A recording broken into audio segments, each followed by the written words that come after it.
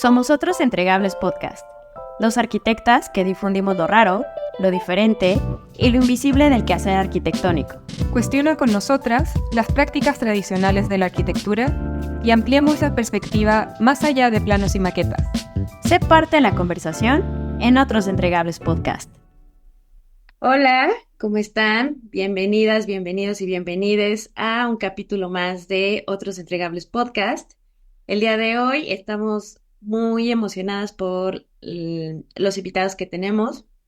También, ¿no? Nuevos invitados de Chile, lo cual nos tiene también como muy emocionadas. Son las segundas personas invitadas a este podcast que no son mexicanos y estamos como también muy interesados en la práctica que está pasando por allá, justo también por Cami. Entonces, pues a mí Cami ya tenía tiempo que me había contado del trabajo que ustedes están haciendo, el cual me parece muy interesante.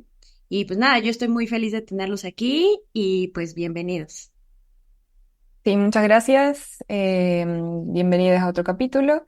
Y estoy particularmente muy contenta porque quienes están de invitados acá son dos personas que fueron muy cercanas a mí en el tiempo que estábamos en Chile, trabajando, pero también amigos. Y me da mucho gusto poder estar en esta ocasión a distancia y en este otro tipo de espacio compartiendo, y que son compañeros de Prima Press, que en este caso nos acompaña Pablo Rojas y Catalina Briones. Y Prima Press es una editorial que ya lleva algunos años trabajando en Chile, publicando especialmente nuevas prácticas, oficinas jóvenes, reflexionando en torno a las maneras de representar arquitectura, de cómo comunicar también estos nuevos proyectos. Y me gustaría que ellos se puedan presentar de la manera que se sientan más libres y cómodos de presentarse. Hola Cami, hola Karina, gracias por la invitación. A modo general, supongo, Prima Press es un proyecto editorial que busca presentar nuevos proyectos, podríamos decir, buscar en prácticas que en Chile y a nivel internacional están haciendo cosas interesantes y plantearle un formato distinto de publicación, tratando de llegar a normalmente prácticas que a veces están, como, podríamos decir, súper representadas o cierto tipo de productos que tienden a estar súper representados en el mundo editorial. Y de alguna manera nosotros tratamos de plantearle un formato, hacer una cierta curaduría de qué cosas vamos a presentar de estas prácticas y luego eso difundirlo. Y como somos una editorial, en general la mayoría de nuestros productos editoriales o todos tienen un formato impreso, pero también hemos tratado de difundir un poco más usando como otros medios, podríamos llamarlos como de representación. Y esos son términos así muy improvisados y generales de Prima Press. No sé si Cata quiere agregar algo más. No, o sea, me parece que está bien. Hay un claro foco como en la publicación impresa, en los libros y en buscar distintos, ya sea tamaños de formato, ya sea tipos de encuadernación, tipos de impresión, que se vayan acomodando un poco al contenido, pensando en que no siempre el formato libro tiene que estar predefinido por cuántas hojas caben en el pliego para sacar más libros y que sea más económico, sino pensar también que el contenido necesita como de un tamaño, necesita de un color, de un tipo de papel, de un tipo de extensión, y eso también como dárselo al contenido. Una última precisión, cuando hablamos como de arquitectura, entendemos todo lo que pueda entrar dentro del campo cultural asociado como a la arquitectura. Con arquitectura no quiere decir edificios, implica otro tipo de intereses que pudiese tener la arquitectura dentro de algún campo cultural, desde la fotografía u otros, como que no está circunscrito a publicar edificios o cosas edificables.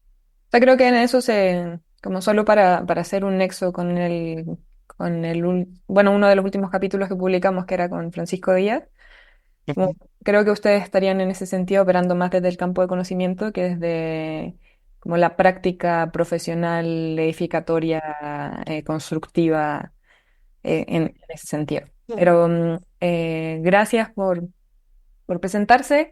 Yo solo agregaría que igual o sea, entiendo que ustedes son como la cara en muchos casos, han sido o son equipo con más personas.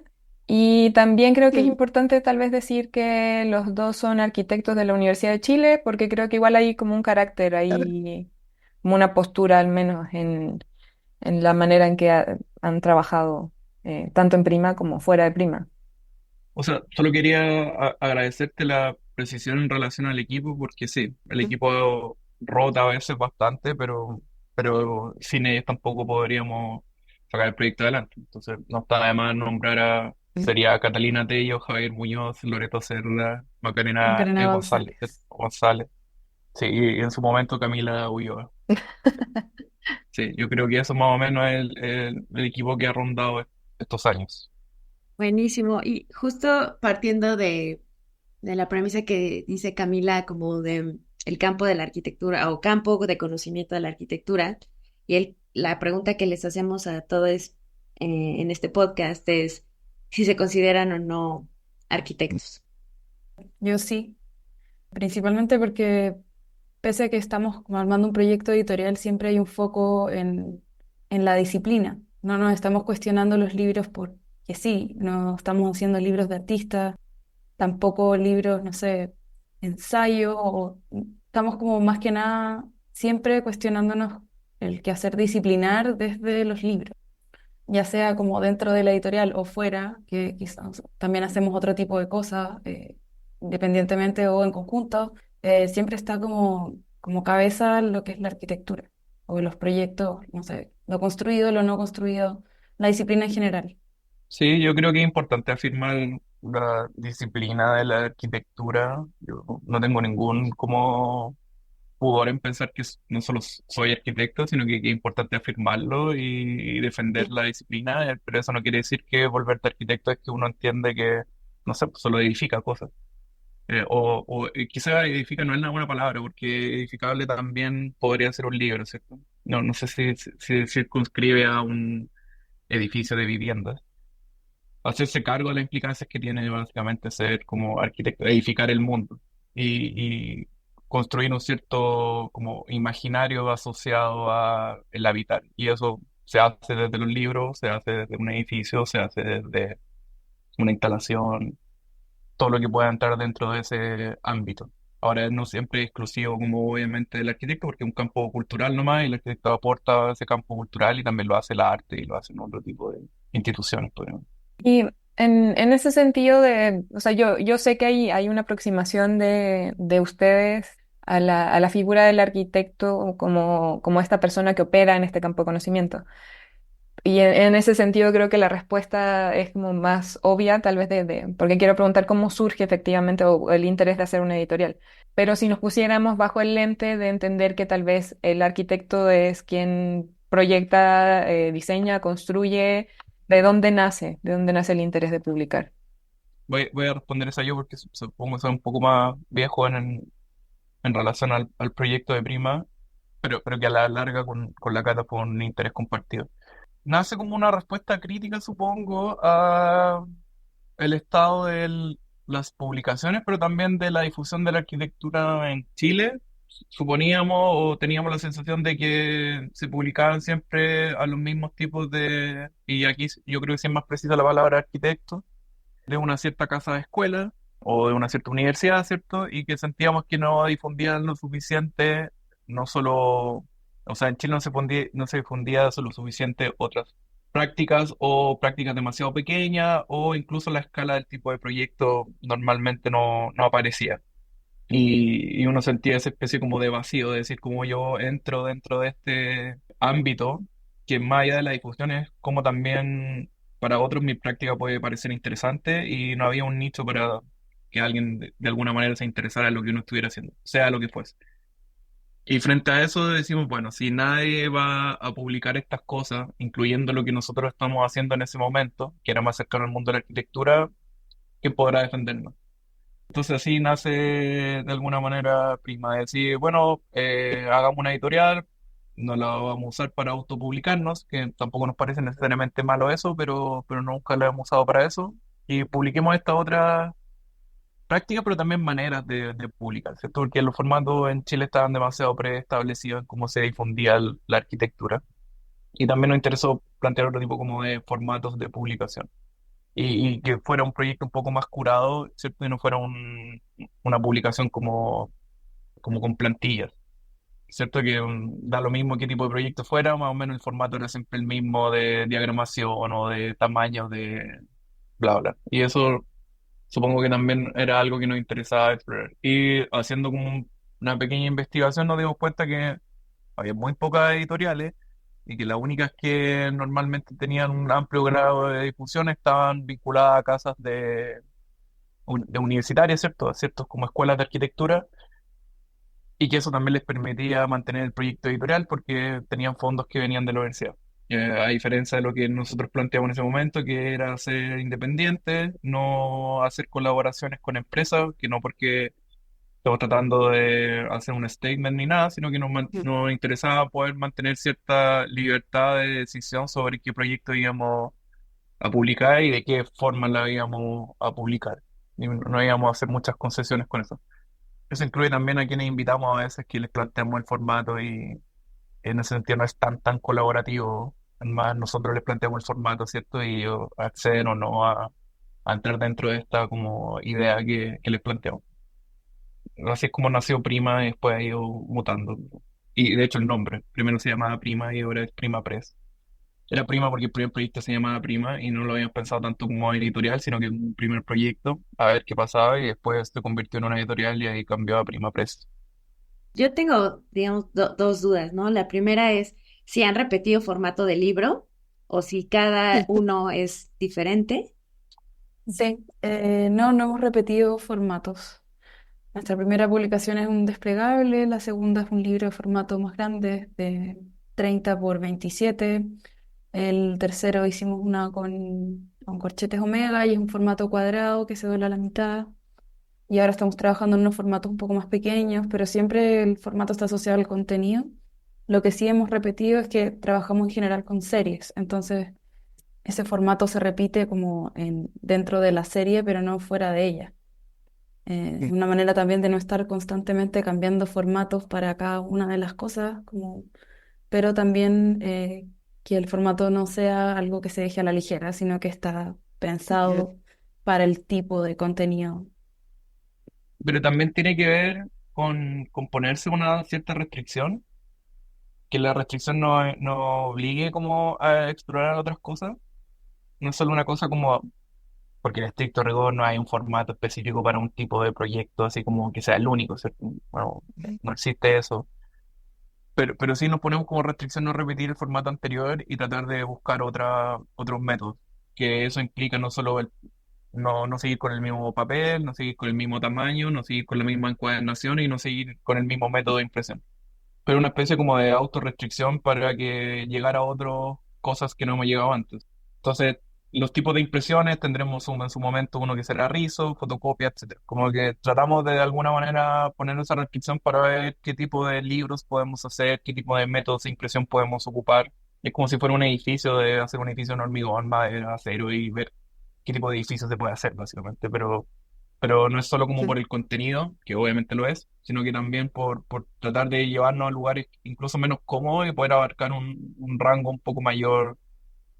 Y eso es súper bonito, o sea, creo que justo hablar del entregable físico como diferente, mutante, que de repente, o sea, toma otros caminos, se me hace un diferenciador interesante de su editorial.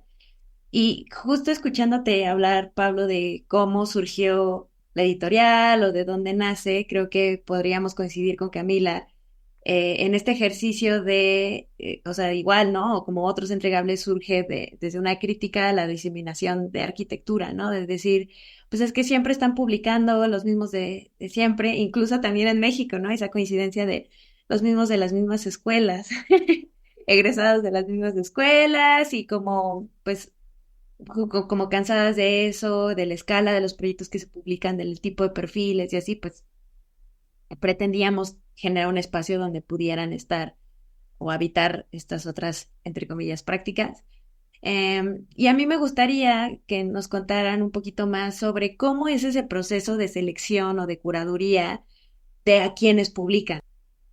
Pero hemos pasado por varias etapas. O sea, tenemos varias maneras como de funcionar, pero la primera etapa planteábamos un proyecto, más una temática, que fue el primer proyecto que se llamaba Prima, que era asociado a representación en arquitectura, que era un tema que en ese momento nos interesaba. De hecho, Camila compartía ese interés también por la representación de arquitectura. Supongo que también influyó lo que estábamos estudiando en ese momento, el magíster y otros intereses personales.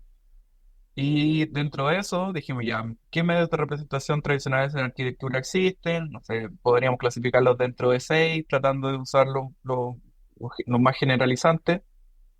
Y después buscamos a las oficinas que nos parecía que usaban ese medio de representación, como que de alguna manera el proyecto intelectual estaba más asociado a ese medio de representación. Por ejemplo, hay oficinas que tenían mucho mayor interés intelectual en la planta, otros probablemente más en la que uno podría leer esa práctica a través del detalle constructivo y largo como etcétera. Por supuesto, todas estas prácticas usan no solo plantas, ¿cierto? Porque nadie construye solo con plantas, pero se notaba que el proyecto intelectual estaba más en la planta que en la sección. Y eso no, dentro de un rango obviamente amplio, porque no había una única oficina que, por ejemplo, no sé, tenía interés en la planta, buscábamos quién eran las oficinas o personas adecuadas para ese proyecto. Y dentro de eso, para no quedarnos cortos, invitábamos a alguien que pudiese hablar sobre el medio de representación, que hablar en este caso, escribir, por supuesto. Entonces teníamos la práctica más de oficina, podríamos decir, que hacen proyectos, casas, edificios, y teníamos la práctica que era más, podríamos decirlo, académica, crítica, disciplinar. Y podíamos equilibrar ambos como mundos, ¿cierto? El mundo profesional y el mundo disciplinar. Entonces, esta persona que invitábamos era alguien que pudiese hacer una especie de ensayo sobre la planta o sobre el medio de representación que correspondiese, y la oficina básicamente lo que hacían era poner la representación, que era usar plantas de arquitectura. Y dentro de eso, vuelvo a decir, eran plantas, secciones, elevaciones, modelos o maquetas, perspectivas isométricas, isoaxo. Entonces, cada número iba en esa secuencia. Eso fue como el primer proyecto que estaba muy asociado a la representación. Después creo que es más permeable el mundo en cosas que se nos ocurren en ese momento, viendo cosas que se publican en otros lados o incluso en otro tipo de publicaciones que no están asociadas a la arquitectura, pero que podrían transvasijarse a la arquitectura o trasladarse. Sí, de hecho, probablemente lo publicamos muy poco en relación a la cantidad de ideas que tenemos de cosas que se podrían hacer.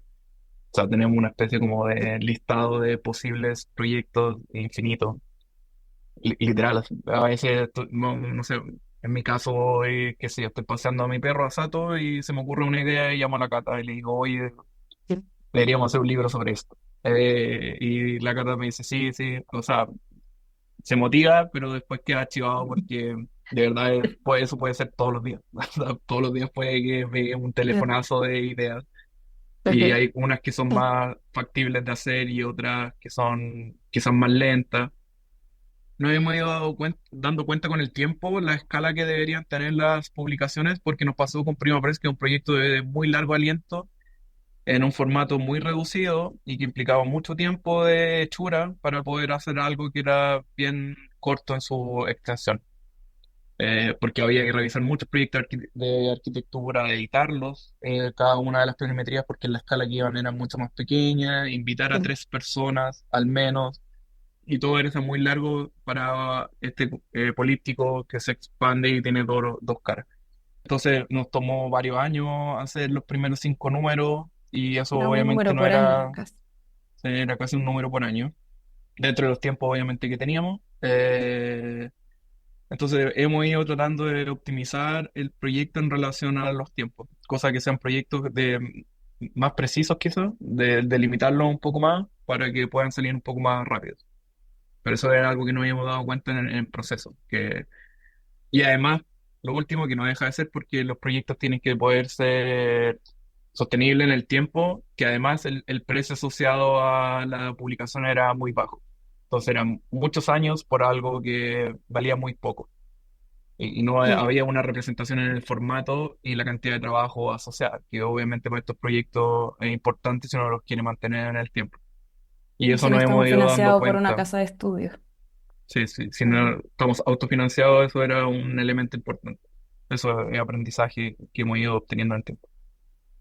Pero volviendo un poco a la pregunta, en general creo que no dejamos de lado ningún tipo de como trabajo, en el sentido de que en general si tenemos un largo listado de proyectos posibles que implican más como nosotros definir el libro y planteárselo a un arquitecto o a quien sea.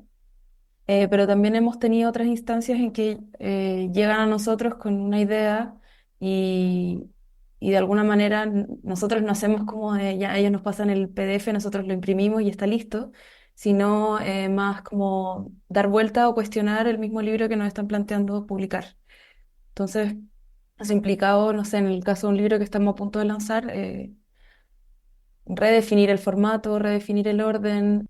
Ellos ya tenían una estructura, nosotros la desmantelamos básicamente, pero el contenido de ellos, nosotros entramos como a modificar o editar ese contenido.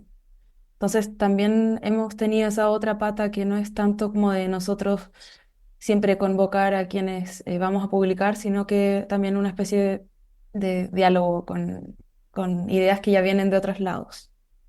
Sí, siempre hemos visto la editorial como una práctica curatorial. No, entonces no imprimimos cosas por alguien que nos pasó en ese momento. Que probablemente también haciendo la relación con el mundo de la arquitectura, comillas, tradicional, es como que alguien te dice quiero esta casa y tú decís no, yo hago diseño de autor, ¿cierto? No, déjame hacerte una contrapropuesta. Nosotros en ese sentido es lo mismo. No nos sirve o no funcionamos como que alguien nos pase un libro ya prediseñado y que nosotros simplemente nos encarguemos de imprimir y encuadernar.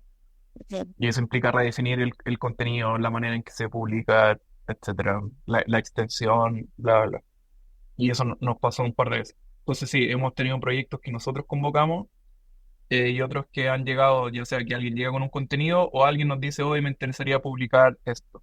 No sé, esto que tengo, Tengo una esta idea. documentación de esto u otro que piensan Ujú. ustedes. Han llegado a veces por el formato de otros libros que hemos publicado y nos dicen, no sé, que les encantó eso y si se puede hacer algo. Y lo otro, perdón, que también es como curioso, pero nos ha pasado mucho que para las series hay alguien que se ofrece. Es decir, como, oye, tengo una casa muy buena, podrían publicarla.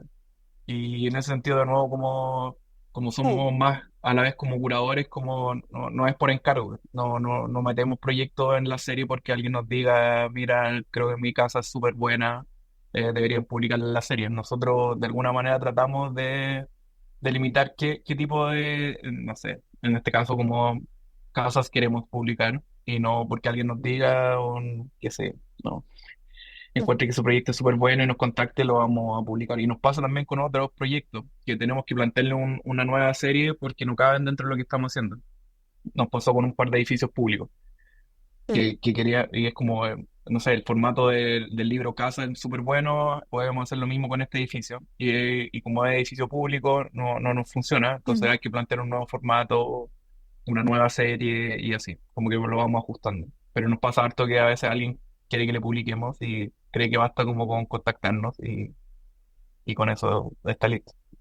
Y en cuanto como a ese proceso de definición de los formatos, también entiendo que especialmente tú, Cata, estás muy metida en el formato físico, en la encuadernación, en el tipo de papel, en el tipo de impresión, en los colores.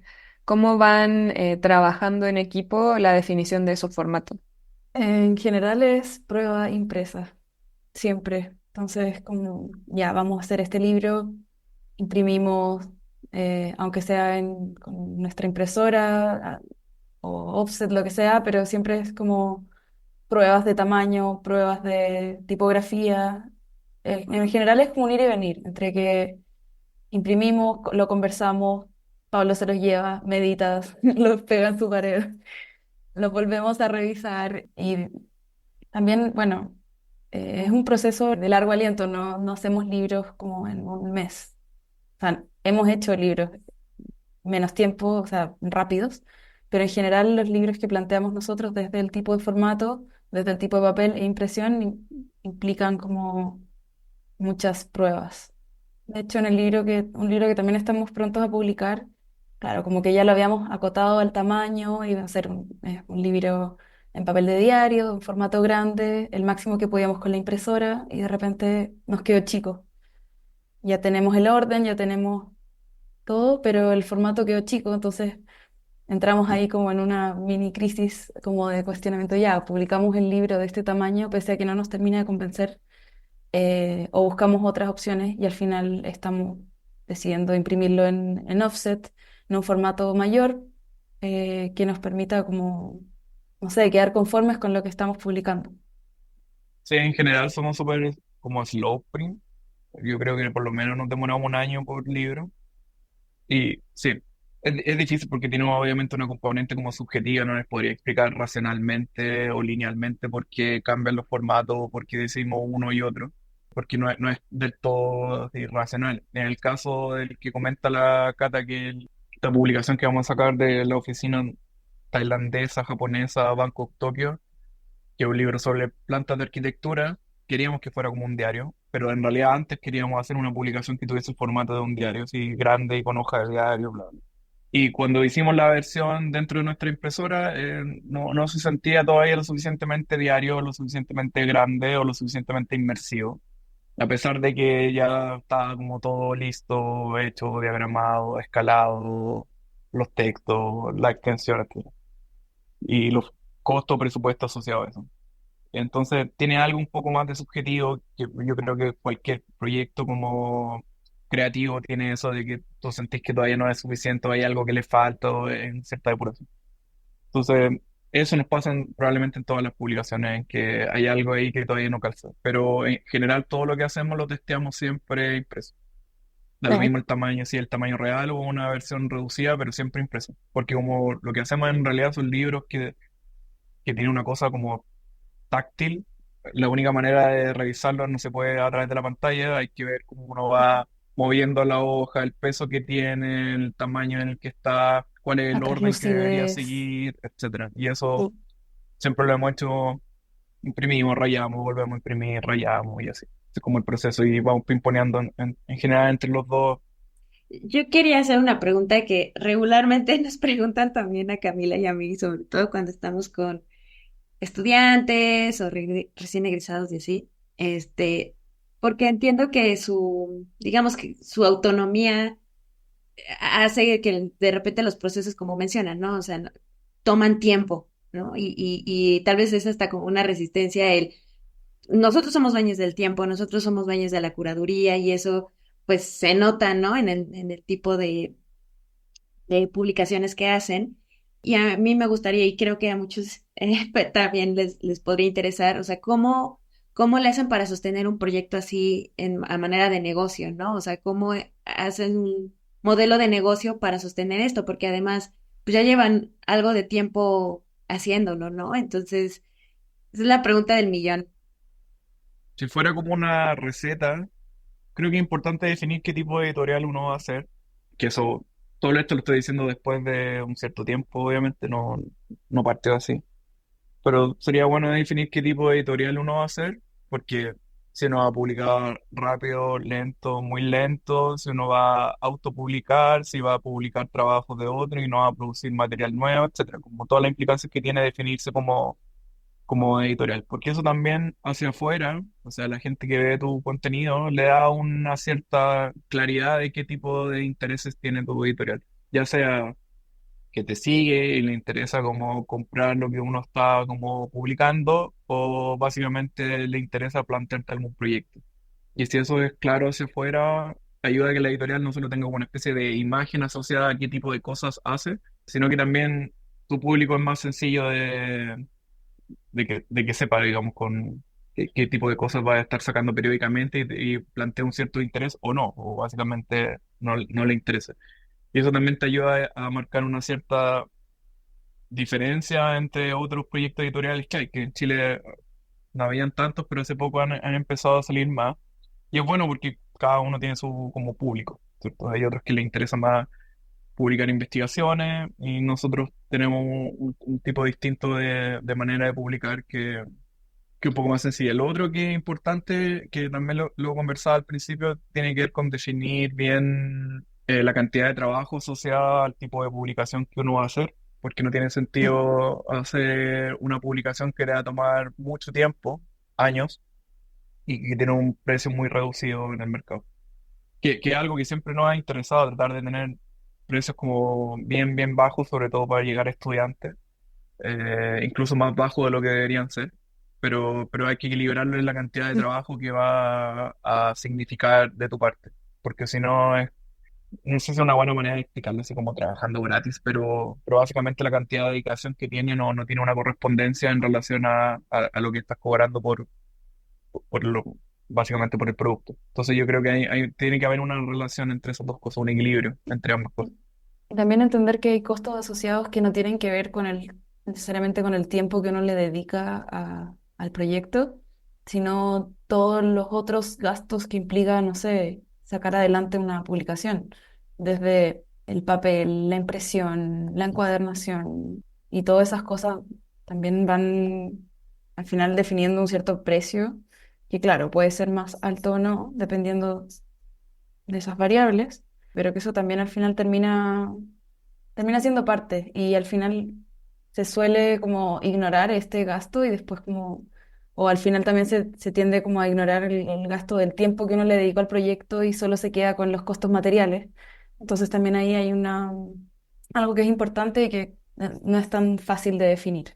Y lo otro, creo que es importante siempre salir, o make it happen, salir a buscar tus intereses, como impulsarlos, como no esperar que te lleguen las cosas, sino que ir a buscarlas.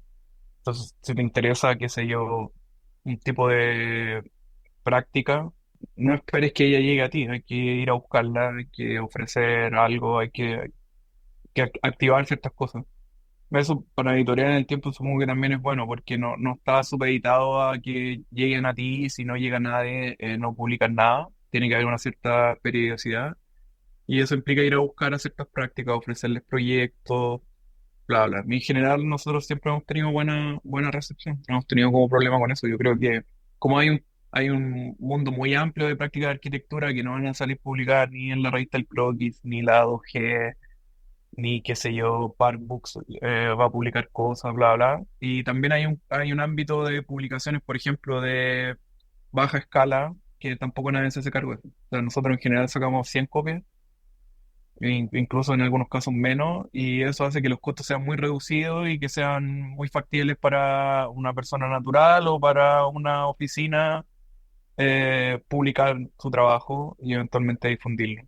Que Ok. eso normalmente no pasa porque publicar un libro es muy caro. En Chile son varios millones de pesos para publicar algo. Y nosotros tratamos también de entrar dentro de ese ámbito que implica que no es caro hacer alguna idea que tú quieres difundir.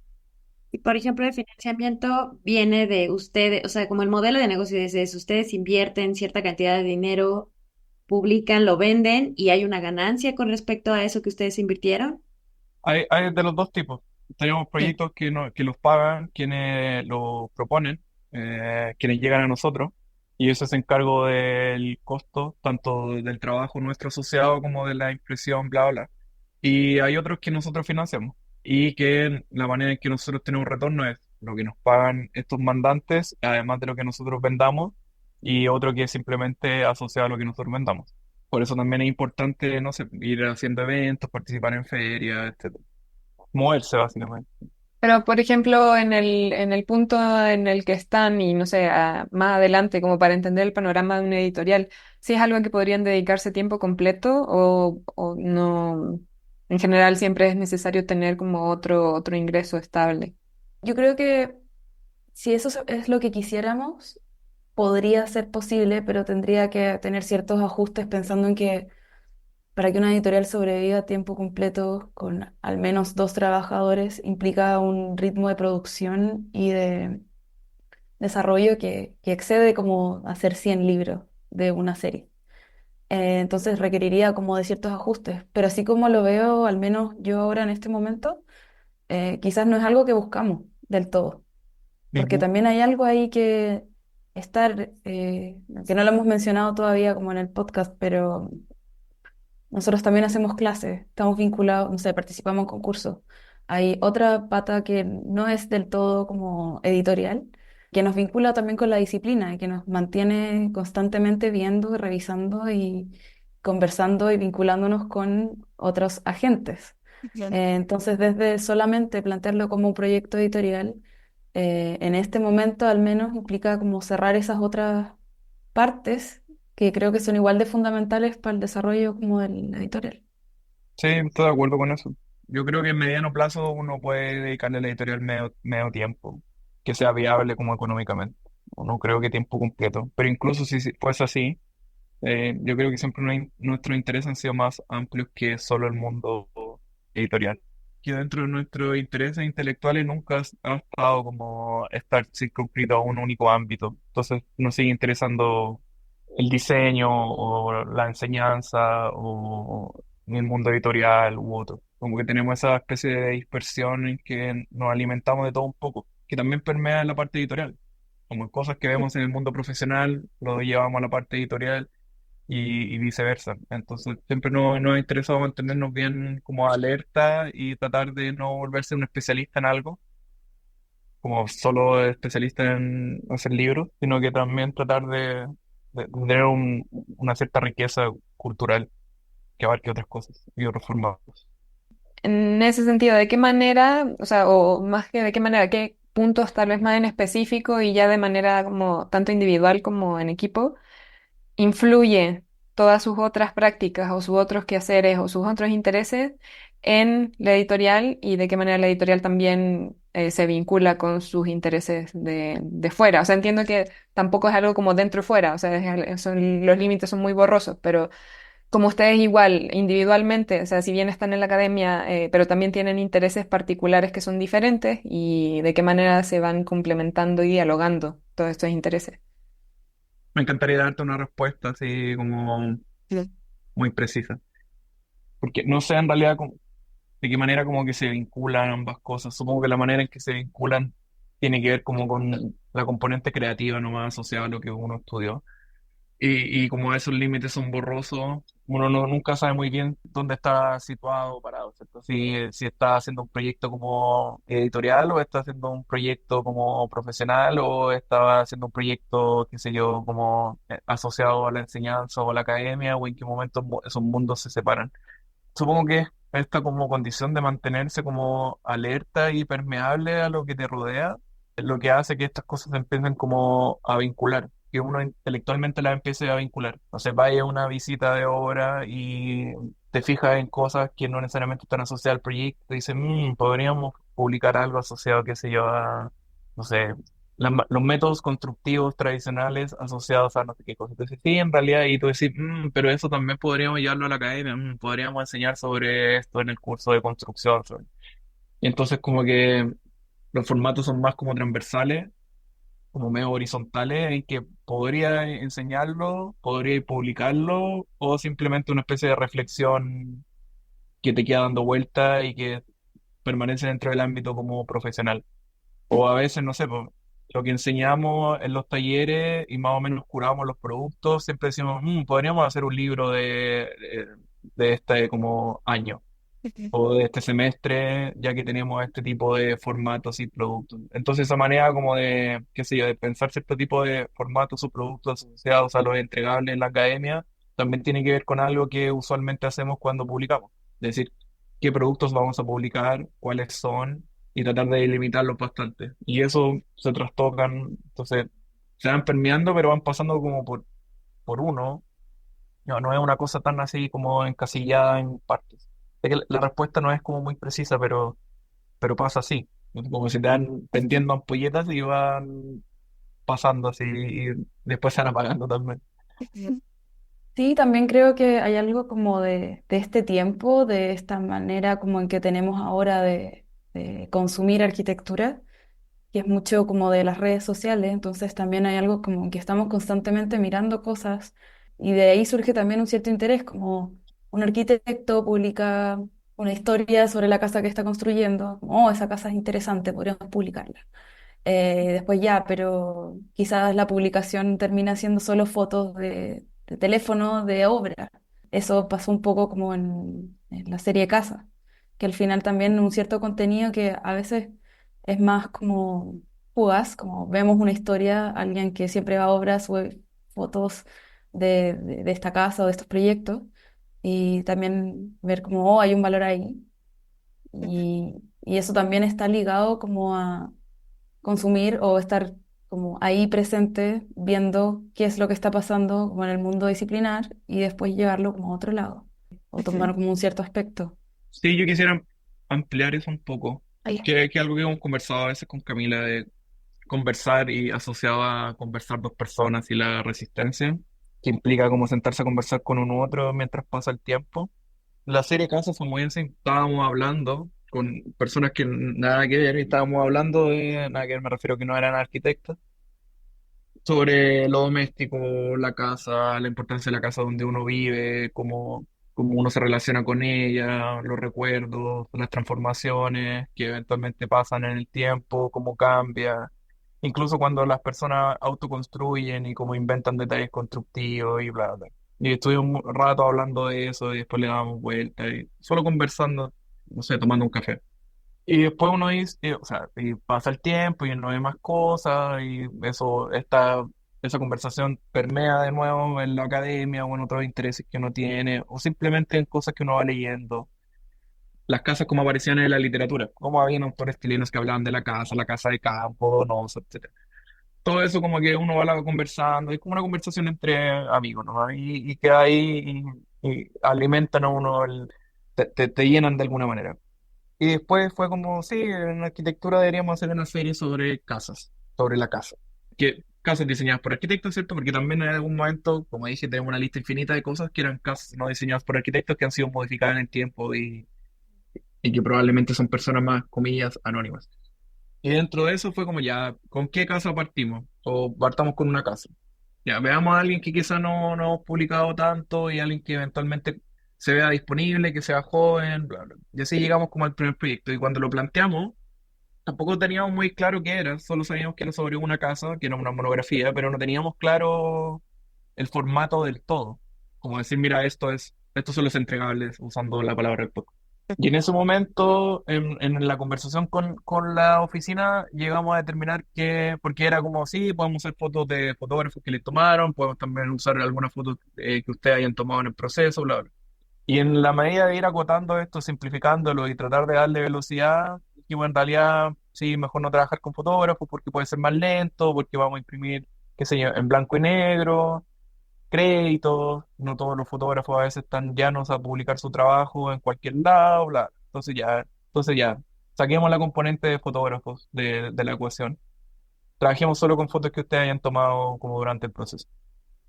Y eso tomó un par de meses en como dar cuenta de decir, ya, qué productos son.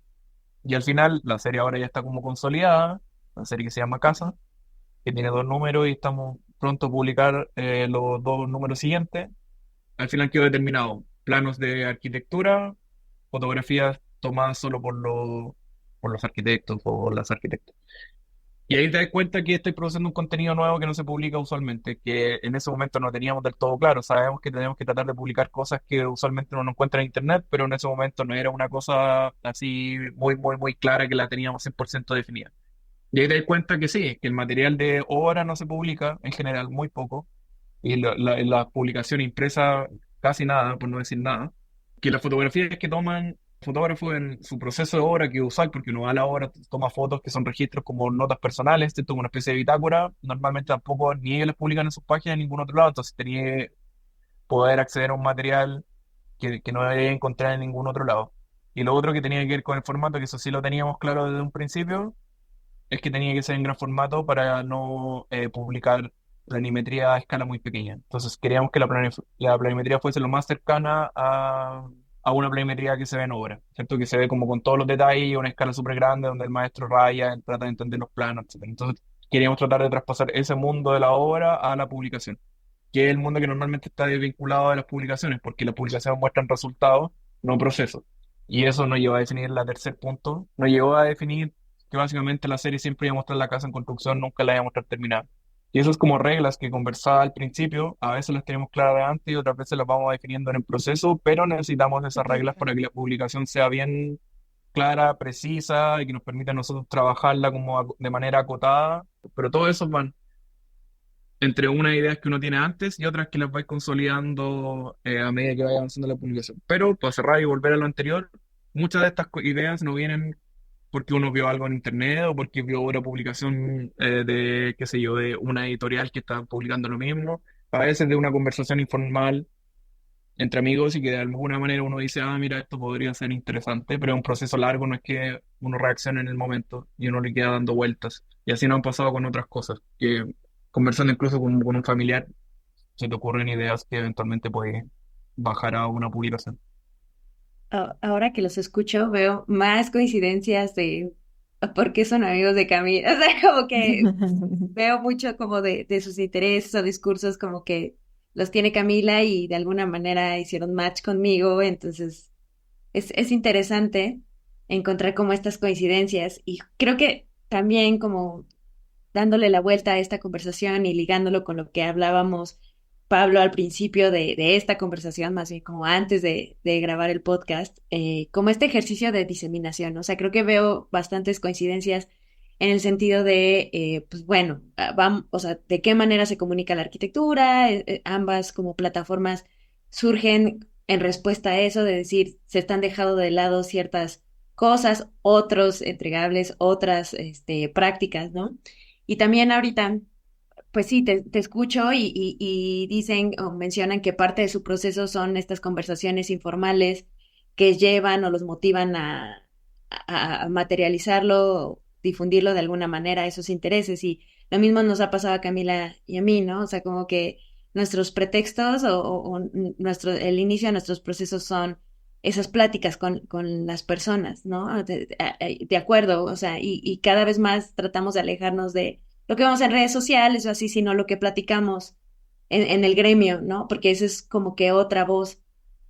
Entonces, pues estábamos cuestionando mucho esto de las otras prácticas, ¿no? Porque pues, tal vez ya, o sea, desde hace tiempo están, ¿no? O sea, en la historia de la arquitectura ya han habido pues, casi que intrínseco de la arquitectura su difusión de manera impresa, sí, entonces nada, como abriendo la conversación con respecto a eso, nos estabas haciendo preguntas también muy buenas, Pablo.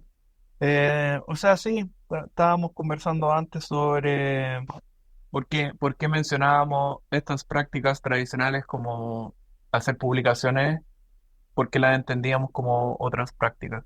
Cuando en el mundo de la arquitectura siempre ha estado presente, incluso sin editorial, o sea, sin la imprenta, quiero decir, medios como impresos o gráficos de difundir conocimiento asociado como a la arquitectura y que no era solo entendido, que no se entendía del todo solo como edificio, sino que muchos hacían tratados y era la manera como de crear un cuerpo y un conocimiento incluso si no tenía edificios construidos. Que muchos de los edificios, no sé, de Palladio se construyeron después de que él murió, pero tenían su tratado y otras. Entonces yo creo que todo eso es interesante en qué momentos se cortó, se desvinculó, que, que yo no creo que es historia reciente, la práctica de, qué sé yo, de publicar o de difundir el conocimiento usando los medios de la época, como la radio en su momento, probablemente la televisión o lo que hacía con el cómic, ¿cierto? Archigram u otros, o la arquitectura radical que no necesitaban necesariamente edificios para difundir campos de conocimiento de la arquitectura. Eso se cortó en algún momento y en qué momento nos desvinculamos de estas otras maneras de producir arquitectura y empezamos a entender que la arquitectura era solo edificios. No lo tengo claro, pero no creo que ahora entendemos algo como otro, siendo que siempre ha estado o formado parte de la arquitectura. Obviamente ha ido mutando, ¿cierto? Antes de la radio probablemente era arquitectura oral o similar. Después de la radio, al día de hoy, no sé, son podcasts y después será otra cosa. Pero también existe el medio de difundir arquitectura oral, ¿cierto? Que no es algo como nuevo, pero para nosotros ahora es como distinto de la arquitectura. Claro, y ese otro quizás tiene que ver con la disciplina que se ha quedado un poco atrás o no la ha sabido incorporar dentro del corpus o no sé, o tiene que ver como con, qué sé yo.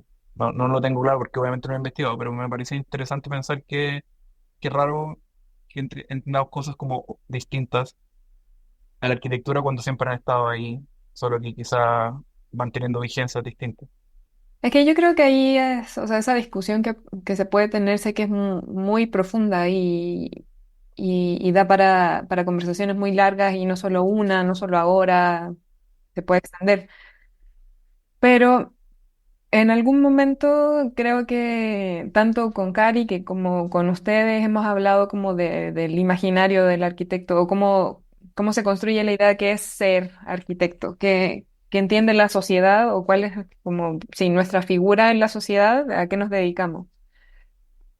Y que en gran parte la formación está dada por como ese imaginario que se tiene, que es una formación mucho más ligada al diseño. O sea, talleres, tanto aquí como, o sea, tanto en México como en Chile, lo hemos visto en muchos lugares, talleres como el curso central de estudiar arquitectura y está mucho más centrado en proyecto, en diseño, e incluso en escuelas está completamente centrado en construcción y en materialización del proyecto.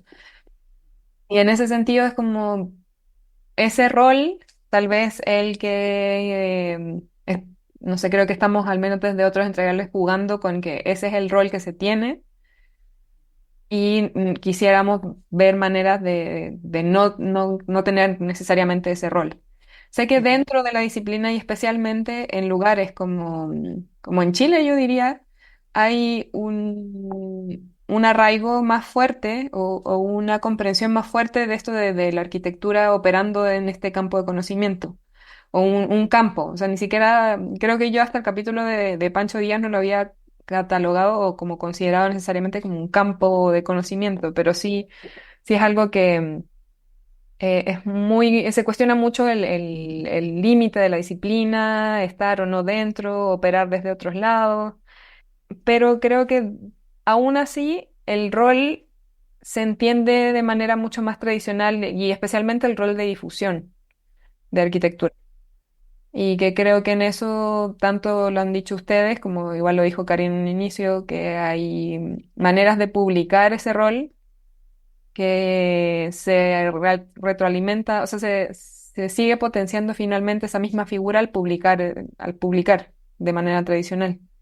Incluso uno de los capítulos que viene más adelante, igual viene un fotógrafo que él habla como de manera crítica de qué manera él incluso ha como contribuido a seguir perpetuando la idea de la arquitectura, como estos objetos que hay que publicar de manera como prístina y el resultado final, y haciendo de manera como una autocrítica de cómo ha sido su rol en seguir hablando de ese tipo del rol, o sea, potenciando ese rol del arquitecto. Entonces, creo que hay algo en eso de identificarlo como otros entregables todo esto que estamos hablando, pero en la práctica realmente somos muchas personas las que estamos haciendo otras cosas desde siempre. Ujú. Sí, yo creo que yo creo que probablemente nuestra mayor agencia sea el mundo construido. Independiente que yo tenga otro interés, es cierto. Pero creo que la agencia del arquitecto como puede construir la imagen digamos así, como de la ciudad o de un lugar, etcétera, creo que es un rol al cual no deberíamos como renunciar. Con eso no estoy diciendo que todos deberían estar haciendo edificios, pero Ujú. creo que no deberíamos salirnos de ahí porque probablemente puede publicar un diseñador gráfico, etcétera, publicará otras cosas, pero hay más que se pueden hacer cargo de eso, obviamente, hacer un podcast, todos hacen podcast y está todo bien. Pero yo creo que edificar la imagen de la ciudad en estricto rigor, que ya sabemos que no es así por una cosa como económica del mundo, del modelo en el cual del todo estamos, pero ahí tenemos un rol al cual yo creo que no deberíamos renunciar. Con esto no quiero decir que todos deberían sentir la ansiedad de que si no construyen no están siendo arquitectos, porque eso está mal, Ujú. nunca ha sido así, nunca ha sido así en la historia de la Mm. arquitectura, ni cuando las escuelas de arquitectura tenían 5 personas ha sido así, pero no creo que sea algo que a la cual deberíamos como desvincularnos del todo. Y sí creo que hay cierto tipo de estetización a veces asociada a la arquitectura en cierto tipo de edificios, cierto tipo de escalas, cierto tipo de poderes adquisitivos, que ahí uno puede tener un rol crítico, ¿cierto? De entender si ese es el tipo de arquitectura que deberíamos estar difundiendo o del todo, o si esa es la imagen con la cual deberíamos salir titulados y decir, mira, este es el tipo de edificio que deberíamos estar haciendo, porque no siempre ¿cierto? Eso responde al 90% de la población, responde a una población muy, muy reducida y está asociada a una cierta élite. Que yo no tengo demasiado problema con eso, pero sí tengo problema con el otro 90% que no tiene un impacto, ¿cierto? Ese otro tipo de proyecto. Entonces, creo que sí, que entiendo por qué la escuela de arquitectura le dan tanto énfasis al espacio construido, porque creo que es nuestra agencia, pero nadie debería sentir que si no está construyendo, está dejando de ser o es menos arquitecto o arquitecta que otra persona, porque no son ámbitos distintos nomás. Creo que todos esos otros como ámbitos en los cuales nos desarrollamos, investigar, publicar, qué sé yo, hacer obras que no van a durar el tiempo. Incluso si uno quiere volverse político, creo que todos esos también son ámbitos eventualmente como de desarrollo y que son tan arquitectos como quienes están construyendo. Y quizá yo creo que más que las escuelas de arquitectura renuncien a taller, creo que deberían abrir más canchas, usando como una jerga, como mostrar que hay más ámbitos en los cuales uno se puede desenvolver y que está todo bien con eso y que no hay uno único. Quizás el problema no es tanto como de que vaya que uno pueda criticar qué tipo de cosas se enseñan en taller, sino que tratar de mostrar un campo más amplio de la arquitectura y no mostrar a veces un único ámbito, que tiende a veces a pasar eso. Quería igual preguntar y tal vez llevar la conversación un poco hacia ahí.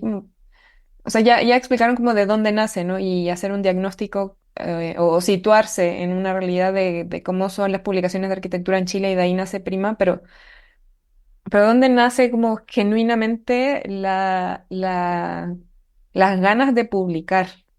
Ujú. Porque una cosa es ser crítico ante el escenario, pero la otra es como necesito hacer esto o quisiera hacer esto, como Ujú, eh, ujú. ¿cuál es su postura ante publicar? Sí, igual no es una pregunta tan como fácil. Creo que va variando con el tiempo también. Al menos como en el momento en el que estamos, es una manera, o sea, publicar permite tener a mano y disponible un material que excede a la publicación. Como en general siempre trabajamos con mucho más material del que realmente publicamos. Eso también permite como un cierto aprendizaje, como de entender desde un lado que es menos visible todas esas otras cosas que suceden dentro de un proyecto, bueno, no necesariamente ser un proyecto construido. Entonces, por lo menos en mi caso, lo veo mucho como de que hay un cierto aprendizaje que es mayor y que es más profundo porque uno está como en contacto con ese material y de alguna manera tiene que ser capaz como de sintetizar a través de la publicación todas esas muchas otras cosas que uno está como viendo, revisando, investigando, aunque no sea como una investigación formal. Entonces, también hay algo ahí como de la voluntad de querer publicar, que eso me parece que es otro tema, como de que hay muchas ideas que están pasando por nuestras cabezas que queremos de alguna manera exteriorizar o que otros vean. Pero también hay algo mucho más interno que es como digerir o aprender de estos mismos proyectos, desde revisar sus mismos planos, estar metido en los CAD de todos estos proyectos, qué sé yo, porque también es algo que son en su mayoría libros de arquitectura trabajamos con planos. Es como una manera muy alternativa de estar como muy metida en un proyecto, siendo que uno no es el que lo construye. Sí, yo no veo tanto, o sea, yo no veo esa parte porque la Cata es la parte que más se dedica a la edición. Una cosa tiene que ver con un interés que nace hace un cierto tiempo por los libros. No voy a decir que siempre me interesaron los libros, pero porque eso sería mentira, ¿cierto? Pero ahora tengo mucha fascinación por los libros. Tengo un problema, de hecho, serio con los libros. Se está volviendo un problema económico. Ahora me gustan mucho los libros. No, en realidad me he vuelto como, o sea, siempre he sido una persona media obsesiva, pero me obsesionaba antes con otras cosas. Ahora como que siento mucha atracción por los libros, por la colección también. Quizás siempre he sido medio coleccionista. Coleccionista así de cosas banales, pero como de juntar cosas, de no botar cosas, de guardar cosas, de juntar piedras. Hubo un momento que andaba juntando piedras, ya las boté todas. Pero por juntar cosas, no sé. Yo creo que también tiene que ver con mi mamá en eso. Y quizás otra cosa tiene que ver con mi mamá lo táctil, lo de tocar cosas, lo de hacer cosas con las manos. Independiente si yo no soy quien factura las cosas, pero de sentir las cosas con las manos. Esto como esta cosa como física, asociada a eso. Mi mamá siempre ha sido bueno para guardar cosas, por motivos distintos a los míos, y ella siempre ha sido bueno para construir cosas, también con motivos distintos a los míos. Pero yo creo que tengo un cierto interés, una cierta cercanía con esas cosas. Y lo otro creo que tiene que ver con la velocidad que implica publicar, que es más rápido que construir, y tiene que ver con nuestras personalidades. Yo creo con la Cata en la que hemos coincidido, que tiene que ver como con esta dispersión. Y publicar nos permite publicar cosas diversas, porque somos personas que tenemos intereses como diversos, como somos muy dispersos. Entonces, a veces nos interesa, estoy como generalizando aquí hablando por los dos, pero a veces a uno le interesa mucho la fotografía y busca el libro de fotografía o está viendo fotógrafos y lo encuentra muy atractivo lo que producen. Y hacer un libro de fotografía y te decía, deberíamos hacer un libro de fotografía sobre esto.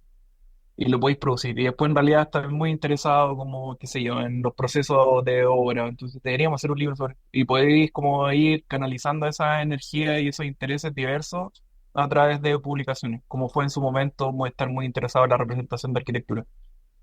Y que después en ese momento eso derivó y quizás te sigue interesando pero no tanto, entonces publicáis otra cosa y te permite como darle formato a intereses que son muy variados.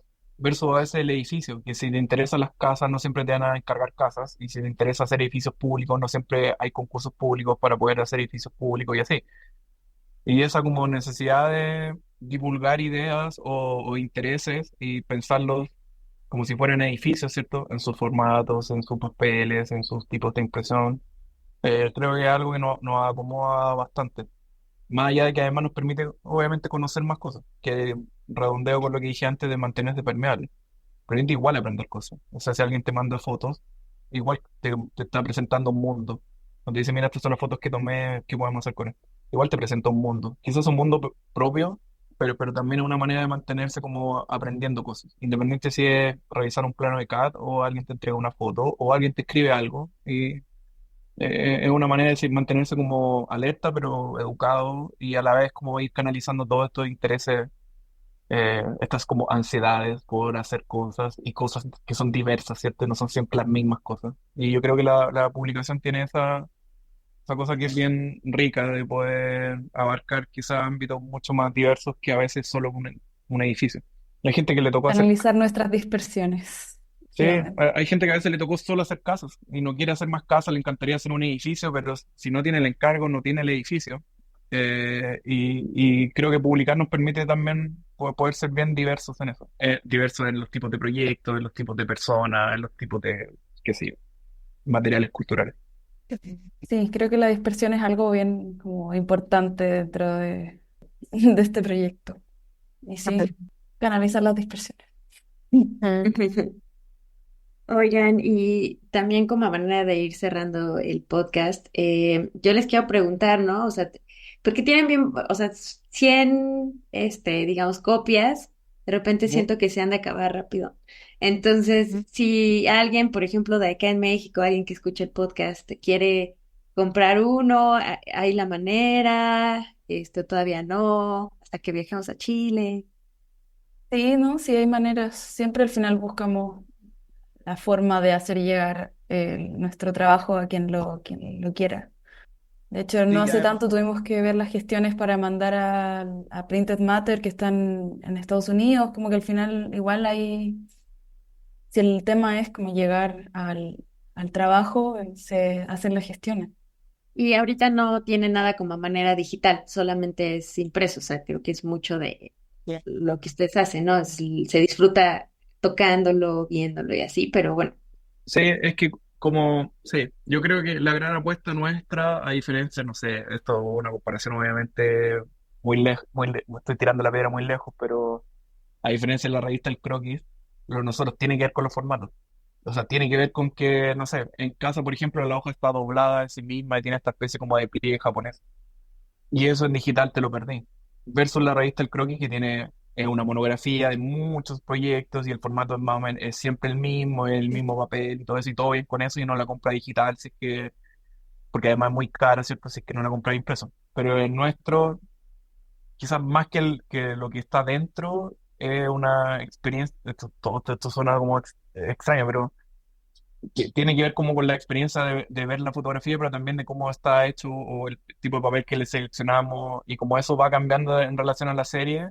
Hay una parte que se pierde ahí en tener la versión digital, que probablemente el problema que nos genera es que quizás vendemos menos o tenemos menos ingresos, pero de verdad si uno lo ve digital, no es, creo yo, va a sonar Claro, para tener como la raro, pero no es biblioteca. demasiado interesante. Sí, pierde el Sí, si uno chiste, quiere ¿no? hacerlo como cuña, publicamos cosas muy poco interesantes. Lo interesante es básicamente el formato, ¿cierto? La manera en que está hecho. No, eso no es cierto, obviamente hay cosas que son interesantes, pero tiene que, sobre todo en la manera en que está hecho. Eso es, yo creo que la apuesta nuestra en el Sí. criterio curatorial de elegir cosas. Es que también creo que va como a una especie de crítica como a los libros digitales, como si estamos haciendo algo impreso, esa impresión tiene que tener cierto valor dentro como de sí misma. Entonces, también para tener este tipo de libros que son más específicos en una biblioteca digital, en una carpeta en el computador, pierde un poco la gracia. Sí, una última cosa que no tiene que ver con eso, pero que ustedes mencionaban antes, se me quedó y no lo dije. Pero creo que es interesante pensar que, por ejemplo, en la serie Casa que estamos haciendo ahora, también tiene que ver con visibilizar cosas que normalmente la arquitectura no visibiliza. Y puede ser una postura crítica en relación a eso, ¿no? Que estábamos hablando de los resultados, que no mostrar resultados, sino que mostrar procesos. Pero también, ojalá, mostrar el error o incluso la precariedad en cómo se construye.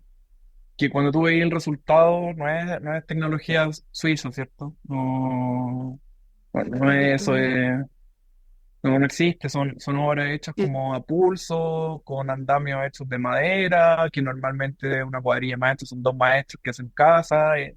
Mostrar la mano de obra dentro de la arquitectura, creo que eso, de nuevo, no es que nosotros estemos tratando de salvar el mundo, ni un statement político, ni nada, pero es como visibilizar a veces otras cosas que no aparecen de nuevo, no por como, no es es una acción política, pero no estamos tratando de hacer ningún tipo de statement con esto.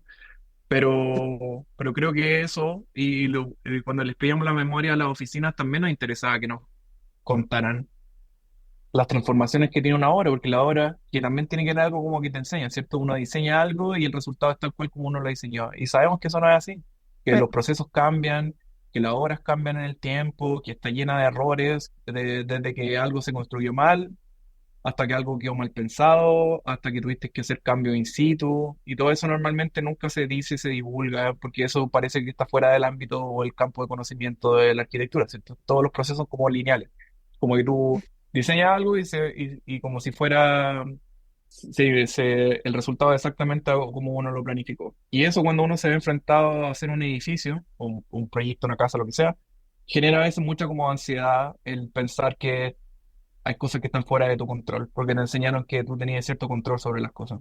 Y poder tratar de visibilizar que no tenías el control de todo y que hay cosas que hay que cambiar en el momento y que está todo bien y que eso va a ser parte del proceso ahora y que eso inevitablemente va a ocurrir y no lo voy a poder, ¿cierto?, esquivar.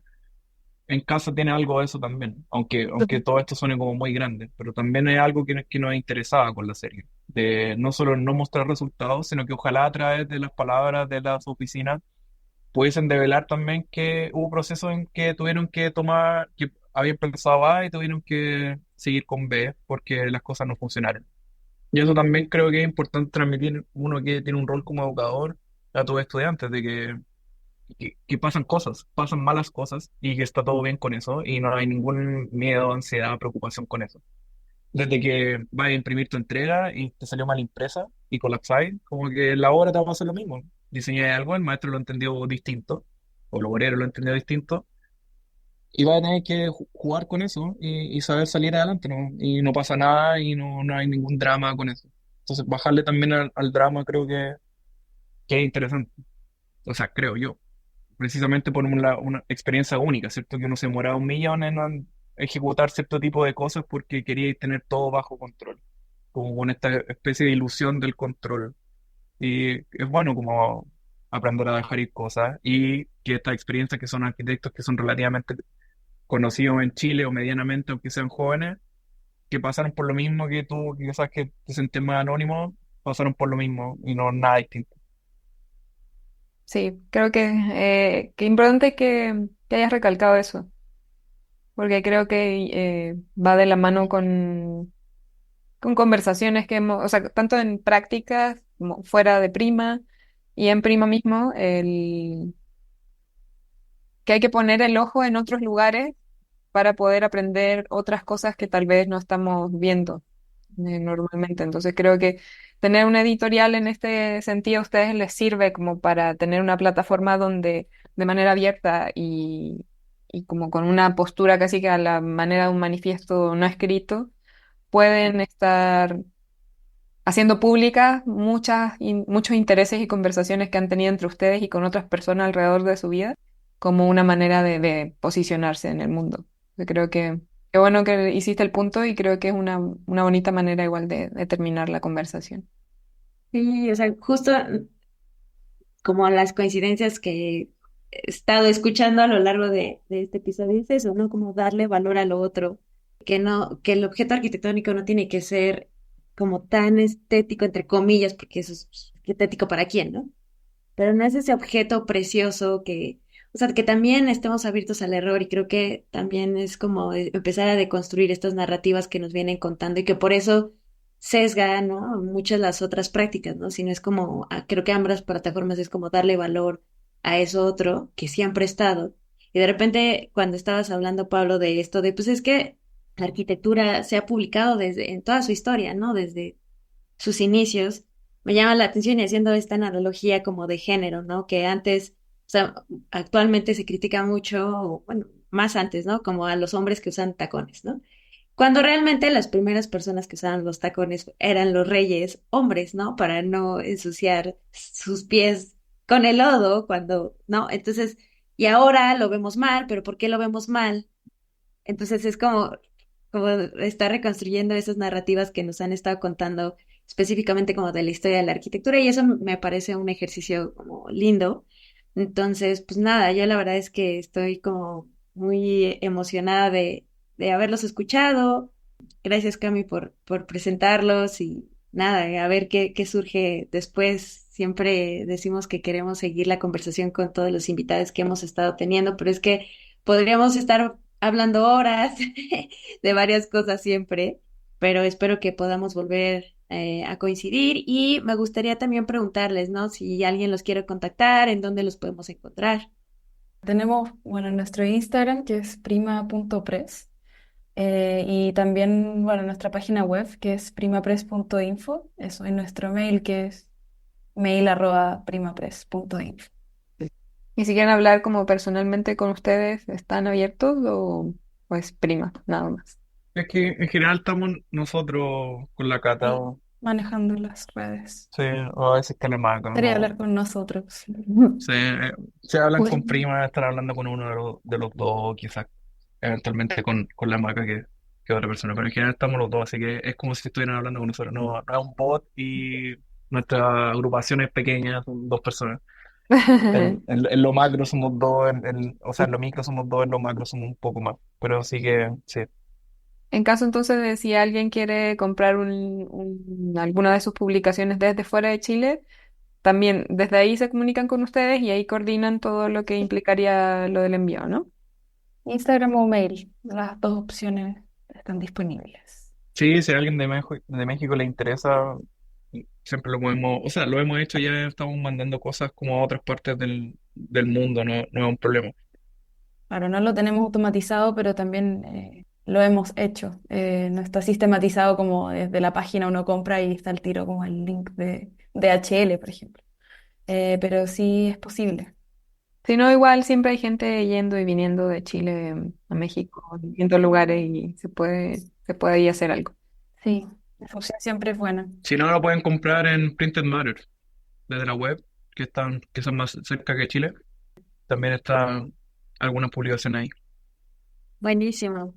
Pues felicidades también por esta plataforma que es muy linda, la verdad creo que tiene mucho valor lo que hacen. Pues nada, muchísimas gracias y a todos los que nos están escuchando, pues nos vemos en un episodio más de Otros Entregables Podcast. Gracias, Cami, también. Ujú. Gracias, gracias Pablo, gracias Cata, gracias Prima, gracias a quienes nos escuchan y sí, nos vemos en otro capítulo.